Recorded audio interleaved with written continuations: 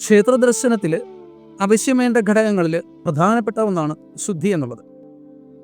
അവശ്യ ഘടകമാകുമ്പോൾ തന്നെ പരമാവധി എത്രത്തോളം ശുദ്ധിയാകാമോ അത്രത്തോളം ശുദ്ധിയായി തന്നെ ക്ഷേത്രത്തിൽ നമ്മൾ പോകണം. എന്തൊക്കെയാണ് ആ ശുദ്ധി വേണ്ടത്? ശരീരശുദ്ധി വേണം, വസ്ത്രശുദ്ധി വേണം, വാക്ശുദ്ധി വേണം, മനഃശുദ്ധി വേണം.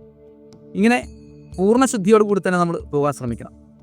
ഇവിടെ ശരീരശുദ്ധി എന്നുള്ളത് എത്രത്തോളം പ്രാവർത്തികമാകാൻ കഴിയും എന്നറിയില്ല. കാരണം നമ്മുടെ ശരീരം എന്നുള്ളത് എന്തെല്ലാം അവസ്ഥകൾ ചേർന്നതാണ് എന്ന് നമുക്കെല്ലാവർക്കും അറിയാം.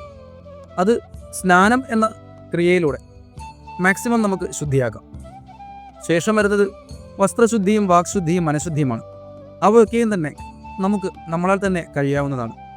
പൂർണ്ണമായും ശുദ്ധിയുള്ള വസ്ത്രം ഉപയോഗിച്ച് തന്നെ പോവുക.